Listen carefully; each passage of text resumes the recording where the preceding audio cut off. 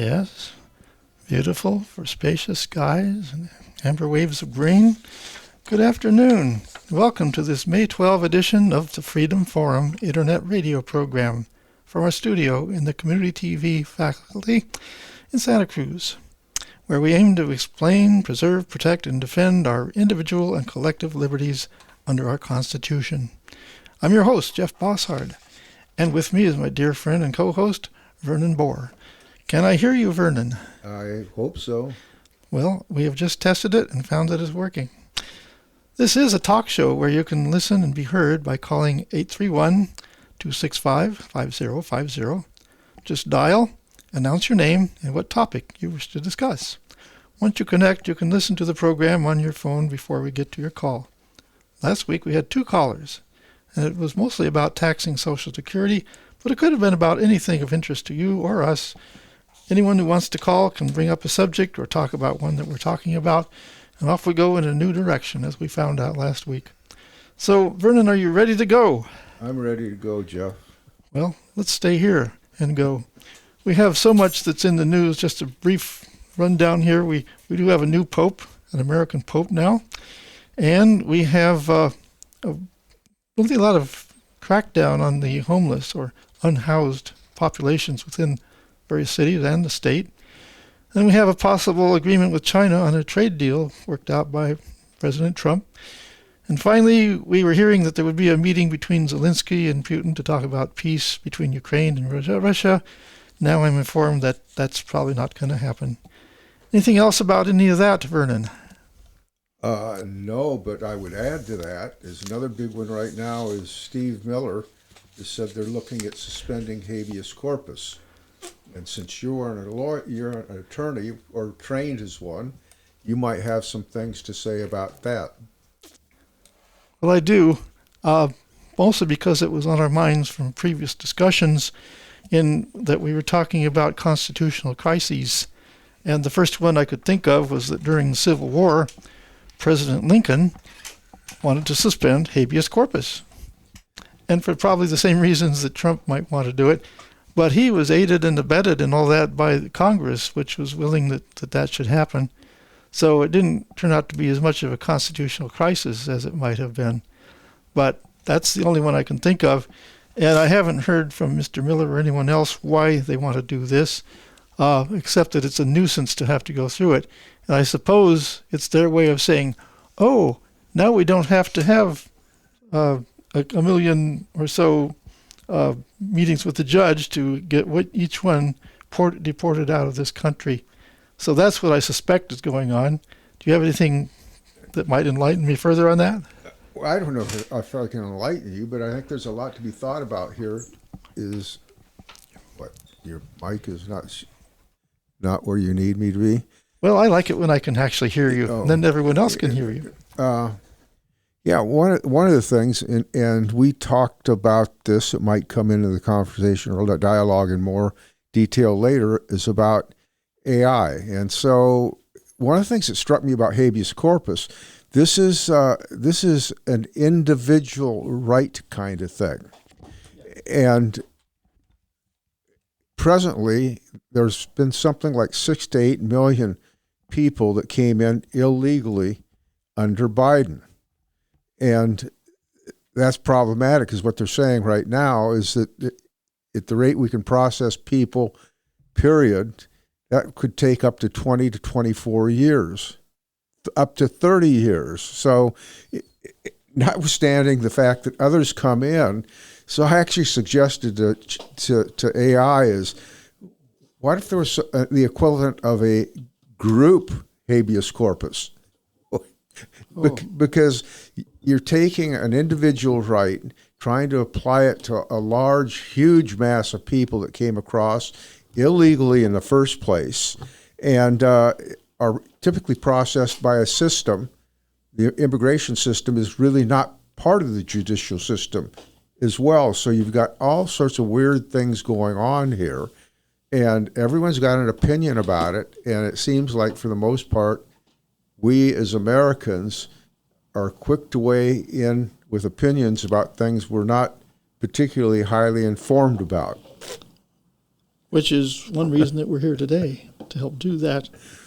But the issue of whether there should even have to be any individual hearings might depend on how you interpret things, as I talked about last week, where I said to myself, and maybe anyone was listening, well, Mr. Biden, as the chief executive, was willing to get rid of all those requirements to let people in illegally, not having the process they usually go through. It can take years to do.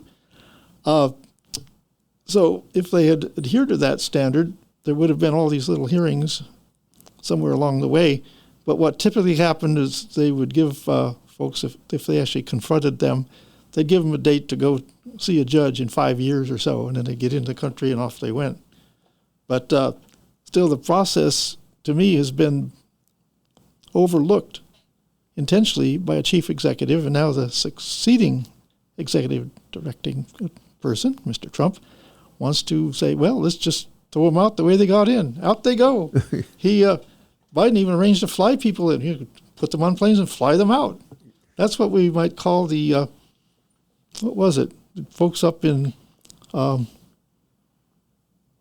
Martha's Vineyard, who suffered the busload of people coming in for maybe one overnight. Then off they went in a bus to some military base for further processing.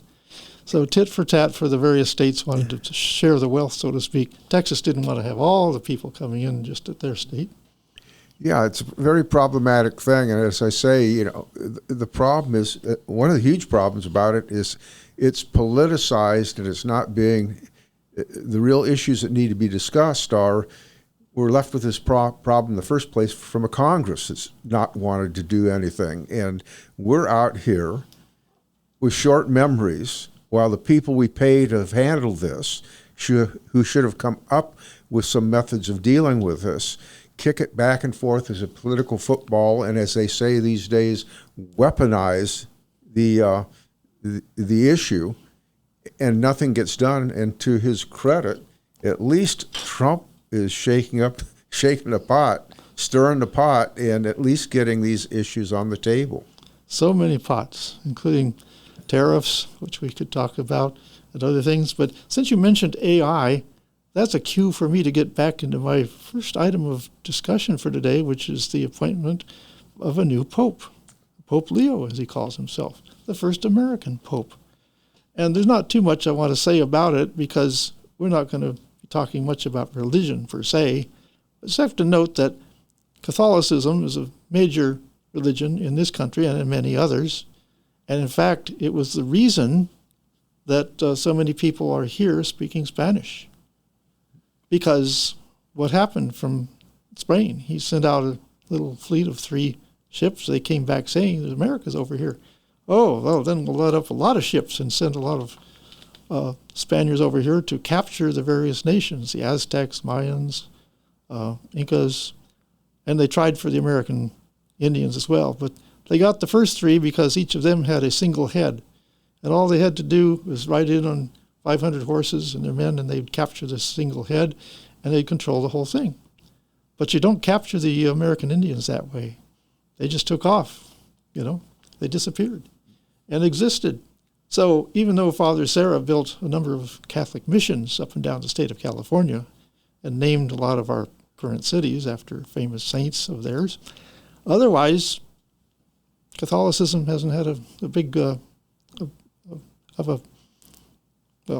influence, shall we say, as happened in South America and Mexico and Central America. Any comments on that?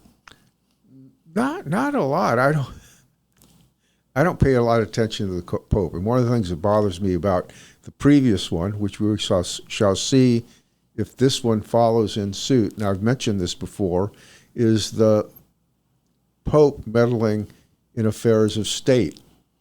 Everyone claims that we're a country of separation of church and state, and yet the papacy there wants to comment on how we should handle things. And as a comment I'd made to my brother is, they want to comment on, as you brought up, homelessness. Yeah, I have never seen them allow homeless tent camps in the Vatican. There seems something at odds and hypocritical about that for someone that lives in a pristine, clean city, telling everyone else in the world how they need to deal with homelessness, when in fact, I don't think they tolerate it, the Vatican. Well, that's one reason we're talking about today, Vernon, because Catholicism, wherever it is, especially in Italy, for example, and you have the Pope there sitting on lots of wealth, and there's lots of people saying, well, you have all that wealth, why don't you just distribute it all to poor people, if you believe in your tenets. So this is an effect between religion and government that's only somewhat connected, but it does have a history some people may not know, and that's why I want to get back to this. There was one state formed by Catholics, and that was Maryland. Mm. And one Catholic in particular, Charles Carroll, the son of a very wealthy and well-connected landowner and entrepreneur in Maryland, became the only Catholic to sign the Declaration of Independence. Mm. And of all the people that did sign it, he was the last survivor.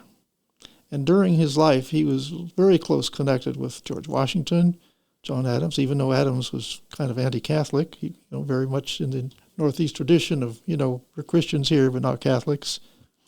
But they all got along. He even knew of Benjamin Franklin, for example. So he was really very much connected, but not very well known. He's kind of like a Elon Musk, except that he wasn't as famous, but he was very influential.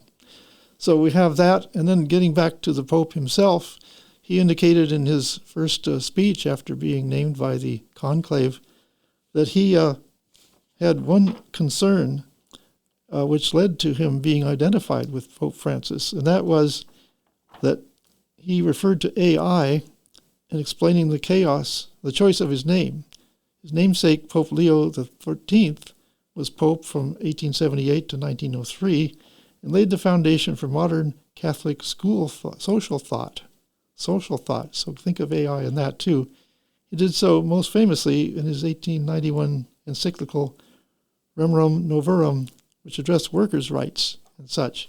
So, like you said, he's going to be very much along the same vein as Pope Francis, who came up from the people and was very much in touch with helping the poor and things like that. But don't forget Pope John Paul, who worked with Ronald Reagan and Margaret Thatcher to help get rid of communism wherever they could. So, like in Czechoslovakia, the pressure not only of the distant countries like ours, but right there where you had Catholics and the support of the Pope speaking out against what was happening in that regime. So they have sway, which is one reason we're talking about it. What Pope Leo can do for us or for the world, who knows? We'll find out. But we know that it will be an effect because the Catholic Church is big enough to have that effect, especially outside of America.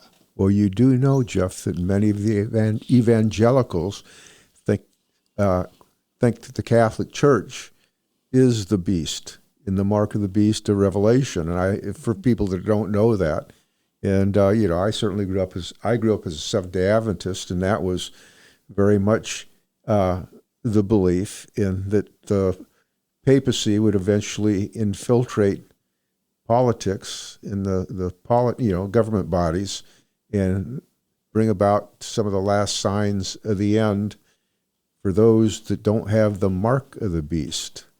Right. And a lot of people who call themselves Christians don't even think about that. Yeah. I mean, you can take your parts of the Bible that you want, but to be a Christian, basically you don't have to go much farther than the first four books of the New Testament. Yeah. Matthew, Mark, Luke, and John. That tells you something. Then you can read, if you want, the further acts of the apostles, like Peter and Paul, and see how they furthered it, and it ended up really forming the various first Christian churches around the Mediterranean. But they were able to do that, I think, for two reasons. One is they said, hey, we got a guy that raised himself from the dead. Isn't that a neat thing? Wouldn't you like that too? But more to the point, they were healing people. Christian healing became a big thing. And if you get people that can get healed by a religion, well, sure, maybe you want to give up all those other gods and switch over. That's been the key to secret of their success for quite a while. Maybe it drifted away during the Renaissance, but at least it was there, and that's responsible for the growth, I think. Well, if you want to get into just the first four Gospels, which I agree with you on, you can even reduce it further, I would say, in terms of being a Christian, because there's a passage in those first four Gospels that Christ said, there are only two laws, love the Lord thy God with all thy heart and soul, and thy fellow man is thy brother. Love your brother as yourself.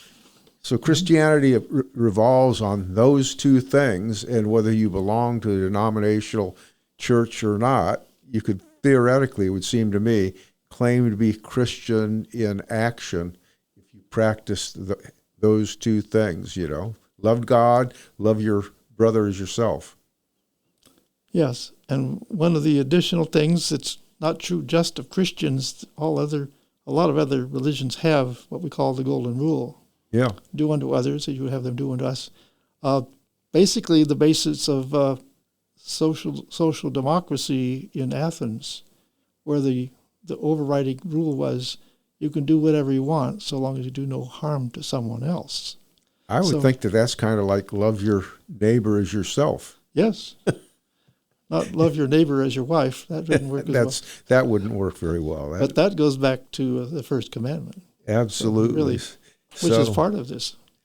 Here's a question, though, I have, is when's the Catholic Church, when they have a conclave and announce a new pope, going to do it without smoke signals? It's an ancient tradition. I learned I'm sorry, I just couldn't. I liked it. I think that's kind of amusing. It's kind of amusing. We should take that.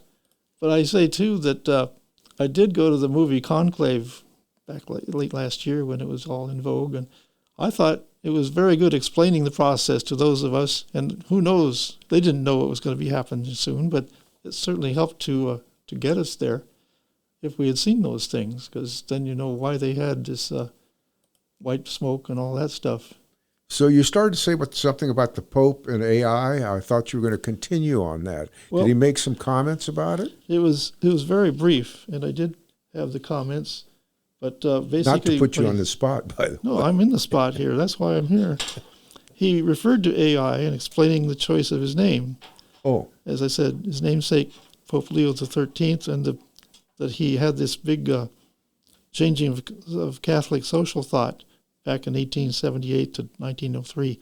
So in other words, AI to our new Pope is a lot like that was to that Pope. It's the name change, acceptance. Very good. Well, it is what it is. But while we've been talking, and I'm kind of sidetracked as well, I think that we have now the ability to receive phone calls. Well, good. So that didn't take long.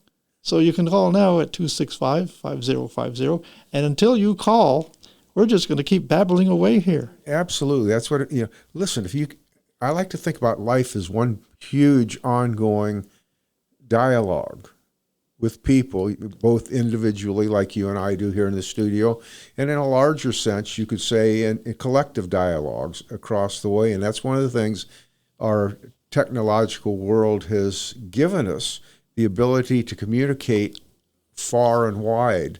And I think I've mentioned this before, but it's worth mentioning it again, is I grew up in a time where you were told never discuss religion and politics. Yeah. And yet, what's one of the biggest discussions that takes place in social media and has people on edge? Politics. Yeah, that or religion too. Members of some groups like the Lions Clubs, well, they indicate at our meetings we don't discuss religion or politics. Mm-hmm. That's probably the same for Kiwanis, as I remember. So why you don't do that? Well, because it leads to division. Well, and it shouldn't. I know, but it does. It should. This. I understand it does. It goes to the very primordial nature of our being, whatever that means, and I've never understood. See, in your profession. Former profession, when two attorneys step into the courtroom, and a lot of people have a hard time with this, they're adversaries, the prosecution and the defense. And the public a lot of times have a hard time dealing with that, with the fact that they can walk out of the courtroom and pursue business as usual. because it's a different venue. It's an outside life, and I've always felt that we should have everything should be open to discussion, and that might get heated from time to time. That shouldn't define us. Well, more to the point, having been in that little fraternity, I know that the prosecutor and defense attorney could finish their case, walk across the street to the jury room bar, and have a nice drink together. Yeah. And it helps to have that relationship, because at the other end of the process, when it's just beginning, if you can have the two attorneys sit down and say, well, what should we really be dealing with here? What issues are there really here for us to litigate? Who belongs in and who belongs out of this? And maybe they can get it down a little. Maybe they can even settle it because they can talk to each other. That's a real benefit. Absolutely. You know, I've often thought of war as the ultimate breakdown in communication. And when people can't talk, they stop communicating. And then when there's a line in a very old song from the 60s, for what it's worth, it goes, battle lines being drawn, nobody's right if everybody's wrong. And and there's a little bit of, I look at the world as if there's a little bit of all of it in all of it. You know, everyone presents their case, their best case. No one presents both sides of the story. And that's why it's so important that people interact in sharing their points of view. And I think it's interesting how our social media has totally stepped on that. We seem to be at levels of intolerance that I've never seen in my life. However, my brother is a docent at the Nixon Library. Oh, in Simi Valley? Yeah. No, in Whittier. Yeah. And so he guided me through on one tour.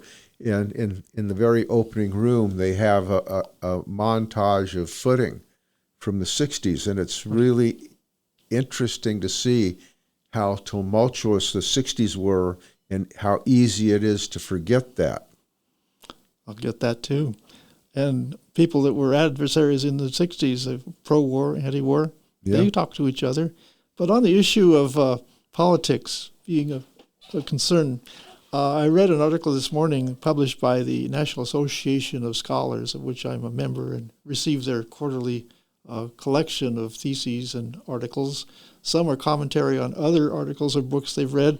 But this particular one was talking about basically what you'd say is a psychiatrist or someone who deals with mental health issues, having to deal with people that have what we're now calling Trump derangement syndrome. In other words, they're so upset by the election of Donald Trump, not a Democrat, but a Republican, that they're basically gone mad. Really, he has to treat these people.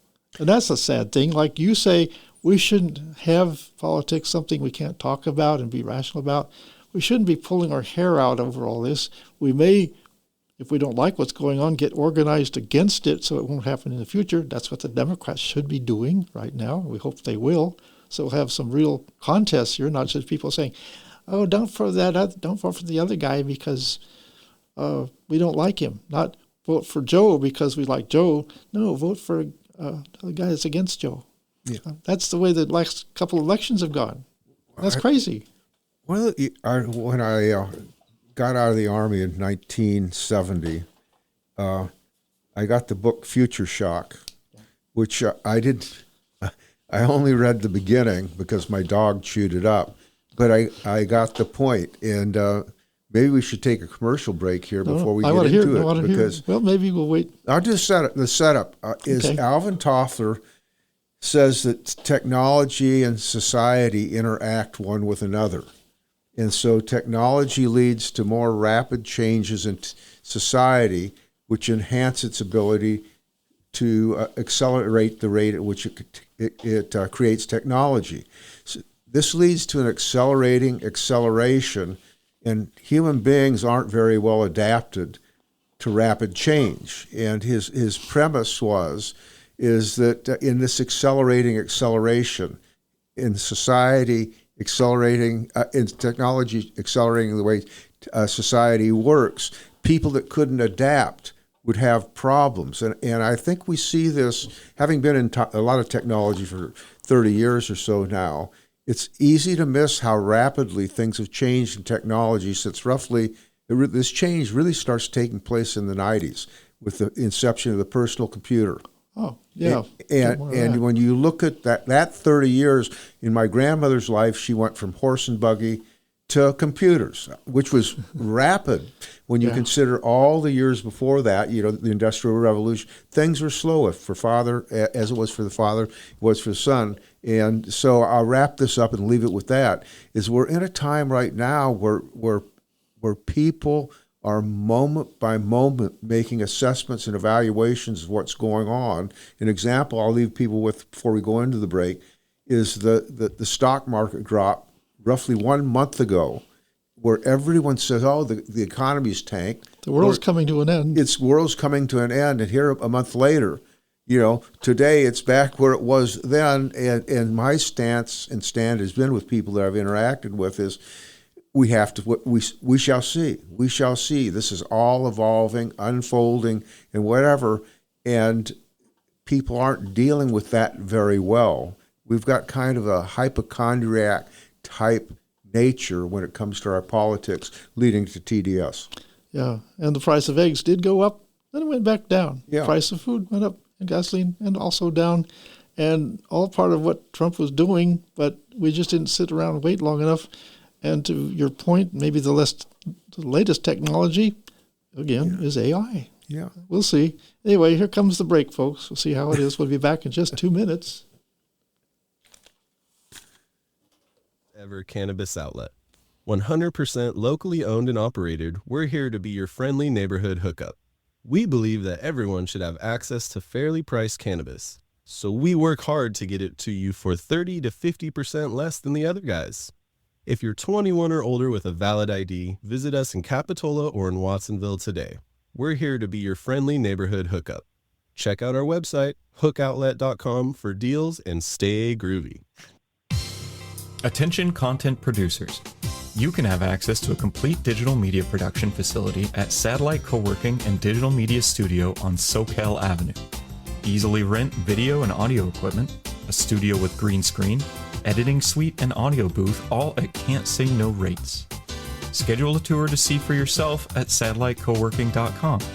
Mention Santa Cruz Voice for 20% off your first reservation. When you need help managing your estate, call on the Angel. Hello, I am attorney Angel Hess, and I am ready to help. Whether you need a will or a trust, a guardianship or a conservatorship, or if you are managing the financial affairs of a loved one, I will help you with over 7 years' experience working in estate planning and probate fields. When you need help, call on the Angel, attorney Angel L. Hess at santacruzlegal.net. Do you have a car sitting around you want to get rid of? Donate your car and help veterans and their families. Yes, one fast call to the Veteran Car Donation Program and we'll come and remove your car for free. You can donate most cars, trucks, or SUVs in most conditions. The proceeds raised goes to help active military, veterans, and their families. And you get a tax deduction. Operators are standing by. Here's the number. 800-640-9509. Again, that's 800-640-9509. I guess that does it. We're back from the commercial. And I've been waiting and wanting to get in at least one more issue we can talk about. And we still have a line open for people to call in because no one's used it yet at 265-5050. And we are at the Freedom Forum with your host, Jeff Bosshard, and co-host Vernon Bohr. So the next item up on my list is the homeless, or the unhoused, as we like now call them. New term for something. Newcomers was another one. So we've been handling the issue or not for about 8 years now, and really seriously looking at it. We've seen the problems, for example, in San Francisco, just terrible. It's just a cycle. You can't permanently clean it up. You can clean it up for a week when the Chinese are coming, but then they're all back again. You can build more beds, and then more people will come, and there's still not enough beds in San Francisco. So why do people stay in these situations? They're accustomed to a life in the encampments. It's what they're used to. So we shouldn't be too surprised if someone says, well, I've been doing this for 8 years, and I have little desire to move into indoors. And this person is a woman, 39 years old. You'd think that would be hard on someone to be out there. But she has PTSD, she thinks. and severe anxiety dating back to her childhood. It makes her, she thinks she's impossibly going to be able to stay in close quarters with anyone else. So the answer to that, for some areas that are really trying to help the homeless, instead of putting them all in a big dormitory or in a large tent or something, or just a tent in a large encampment, they are setting aside places that have individual rooms, maybe like old hotels or motels that aren't servable for, full service anymore, or they're building things that are small that way. So you have your own space. That's something that helps, and it would help her in this case of putting a roof over her head, and she'd get accustomed to it. That's a good thing. Other people can be shelter resistant for other reasons. One is because they're deeply entrenched in whatever the emergency services are going to give to them. We don't know if they're going to like them. We don't want to be handled as a mental case, for example. And some are likely to die of an overdose if they're out on the street, and they still won't come in. It's risky out there. I mean, there's not only just the ingestion of various types of things that are bad for your body, but you could be assaulted. You can be robbed of what few possessions you have, or the city may be coming in and just sweep everything away, and everything you owned, all your papers and everything, are gone. Now, who wants a life like that? Well, apparently some people. The case has come up in the Supreme Court, and when it does, they usually adopt a previous rule deciding that it's allowing local governments to close camp regardless of where the shelter beds are available is doable. But I have my own question for the Supreme Court or anyone else. It's not in our Constitution, but shouldn't it be that you have a right to sleep? You talk about your basic rights, have a place, you have a right to food if you can get food, a right to a place to live if you can get it. And I don't mean that people have to give away a place to sleep, but hey, if you don't have any place to sleep, you don't own one, you can't rent one, are you supposed to stay awake all night? Or can you just fall down somewhere and sleep? Maybe it's out at the beach, or maybe it's in a park, maybe it's in a little alcove of someone's business, wherever you happen to be. What do you think about Mr. I think that Bernborn? obfuscates the issue. Good. Let's hear how it obfuscates it. First of all, I think I've been doing this for many years now, and I still continue to do it with other people. This is not a problem that should be considered. This is almost not worthy of considering, and the way I look at it is it's a poorly defined problem that we're trying to solve, that we're dragging around with us, have been doing it for years without fully defining it. First of all, you have to accurately and adequately define what you mean by homeless. Okay? Unhoused, yeah. But you don't actually have to define it. You just look out on the street and there they are. That's how you define it.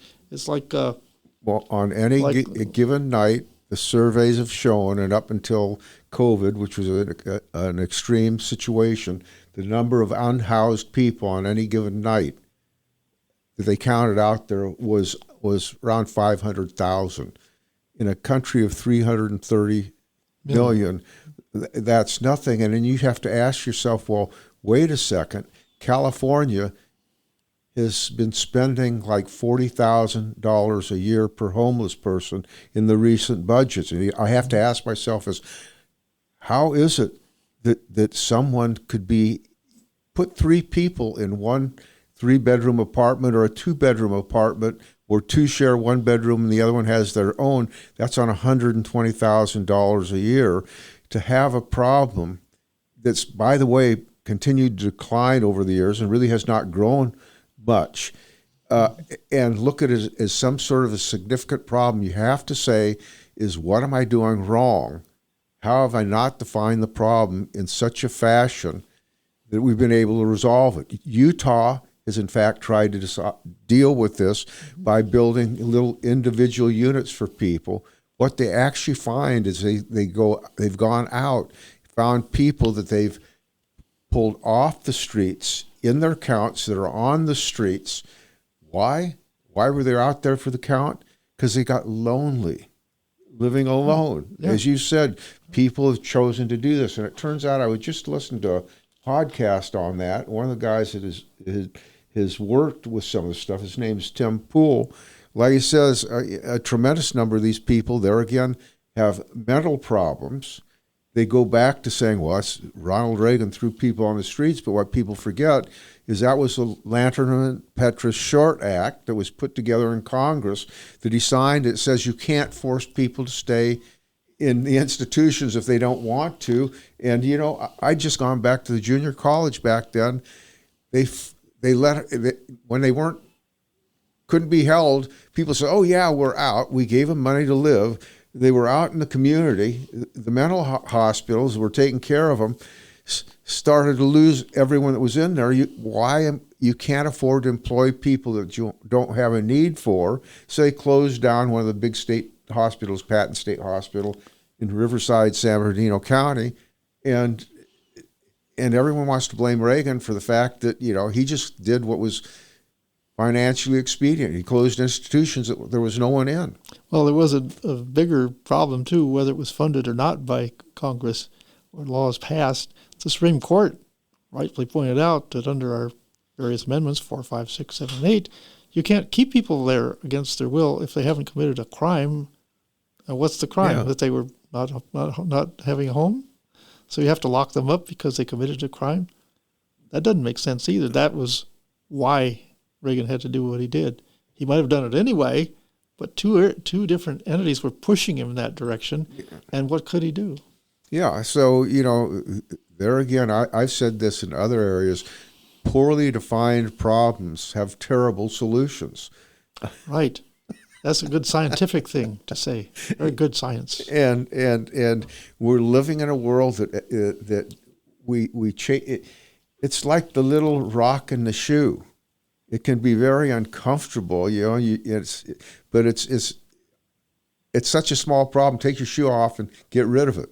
If you define it, you can do that. But everyone has embellished this problem. Your comment about outlawing sleeping, what I said was it obfuscates the issue because you're not saying people can't sleep. You're not outlawing the ability of people to sleep just because you've said that they can't just sleep at will any place they want. That would be like saying you've criminalized eating because someone's stealing food out of a store. Yeah, sort of like the French novels. But the reason I said what I did is because anytime people were sleeping in a public place, the police would come along and poke them and said, get up, you can't sleep here, you know. And you can understand that if you're on someone's private property. But what if you were sleeping on the beach? It's public. Yeah, That's a great place to sleep. I don't care. That's fine with me. Yeah. And we had public parks at San Lorenzo Park. A lot of people slept out on there. Then they moved over onto the county property and said, oh, no, you can't be on county property. That's not any good. Jeff, this is a tautology.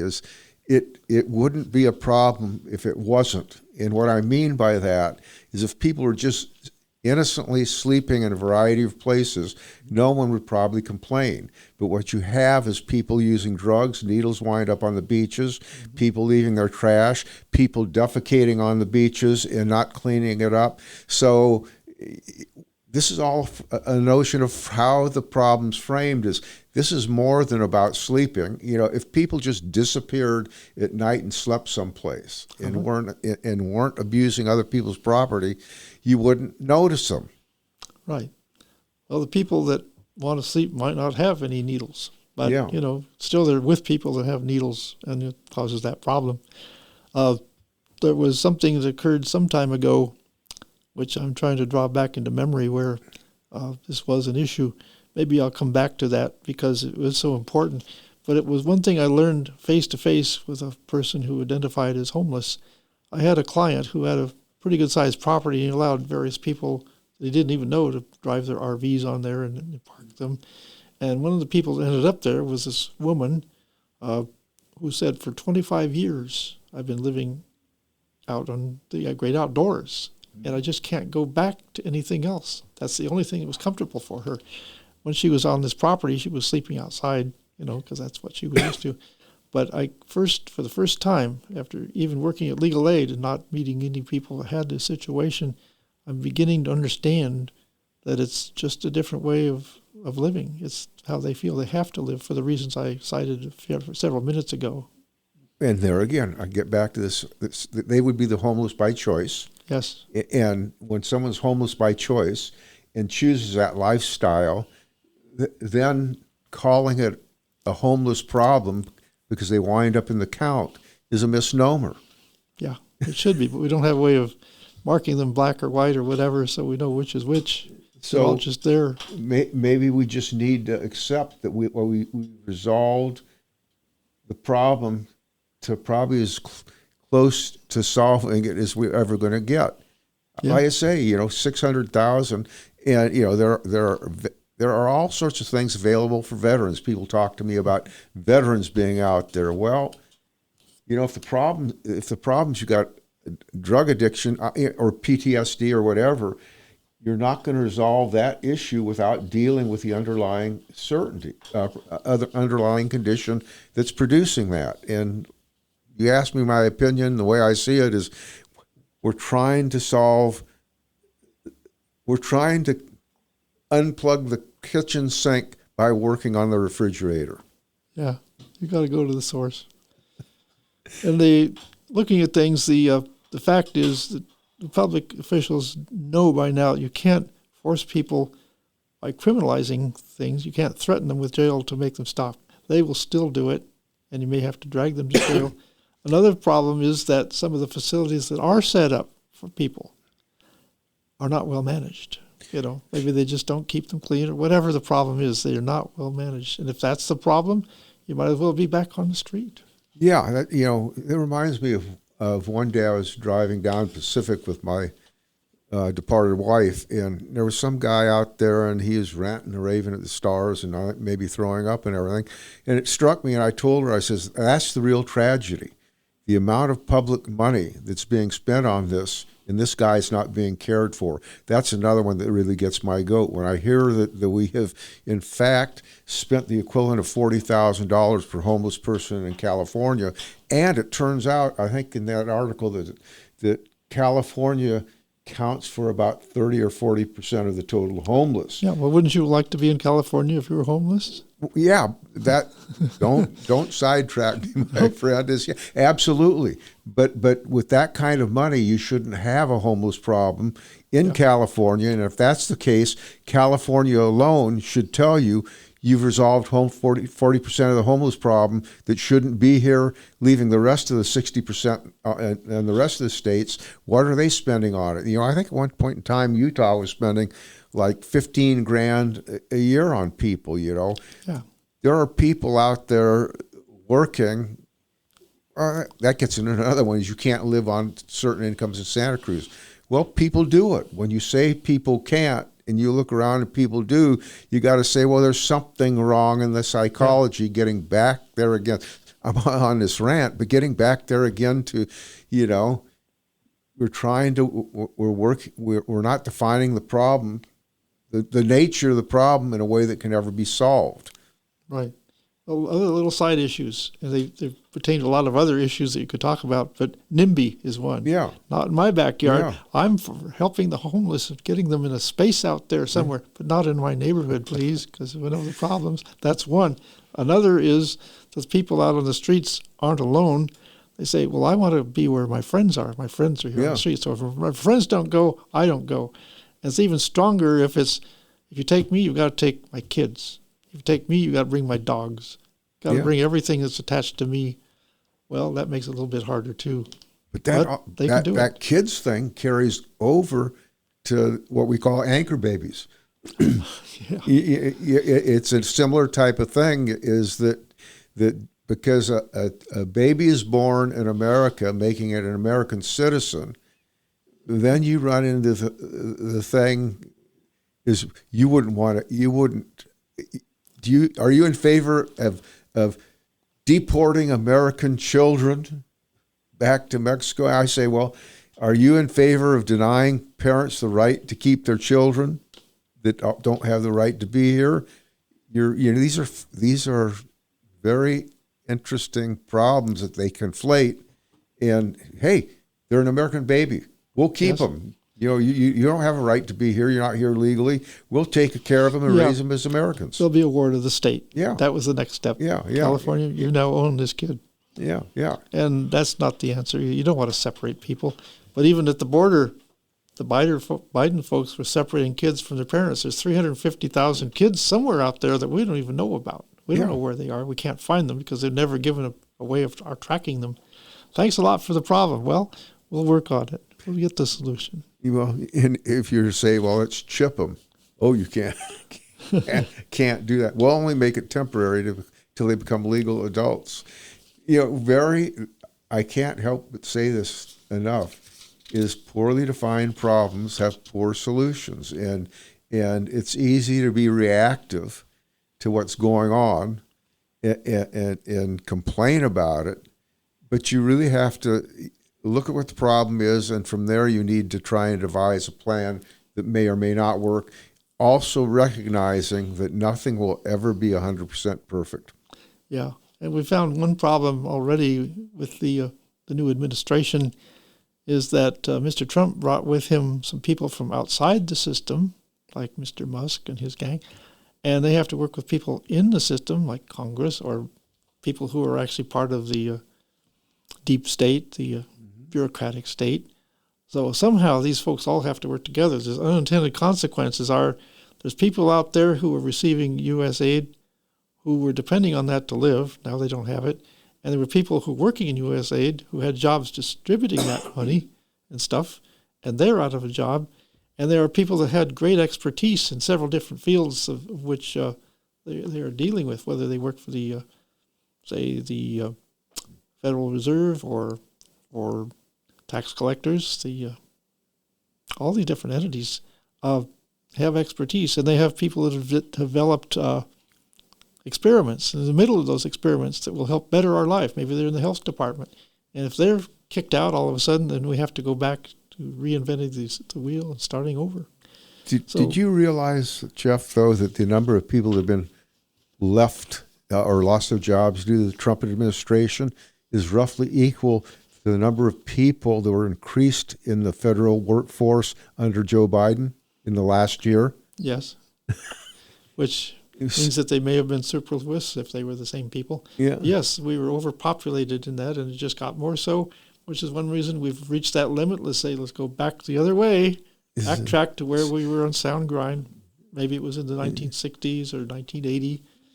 We have the one remaining issue we can talk briefly about was our supply of goods from China, which was interrupted by a 100-something% tariff on items coming from there, which means if you buy things at the dollar store or the Dollar Tree, you better go stock up now because they won't be there after a certain time.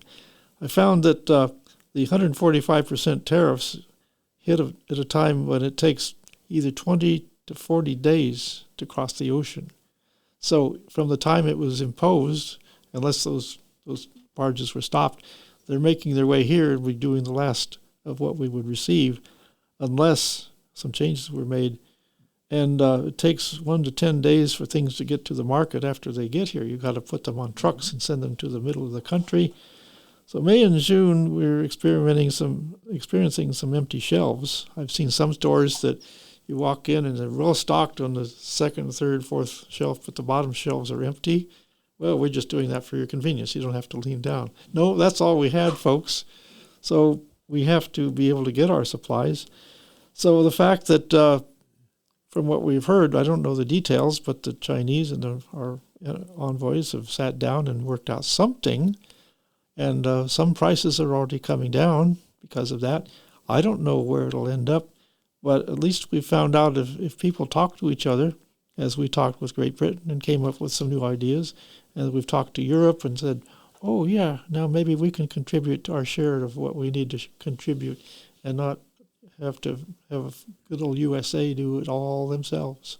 Yeah, we might not even see the effects of the originally proposed tariffs. I was reading this morning that that they came to an agreement, at least for the next 90 days, to hold the tariffs. And what sticks in my mind is 10%.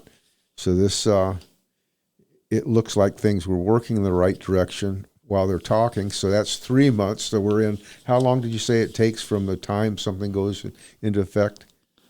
Well, in terms of shipping it, you put it on the barges, and it takes 10 to 20 weeks. 10 to 20 weeks. Okay, yeah. 20 times, that's 20 times 7, 140 days. Yeah, and you remember in Los Angeles Harbor and out in the outskirts, things sat out there for 6 months while the Department of Transportation tried to figure out how are we going to get all this stuff out of here, put it on the trucks and send it away where it has to go. No, we don't have that expertise in government. We'll just have to think about it for a while. That didn't work very well.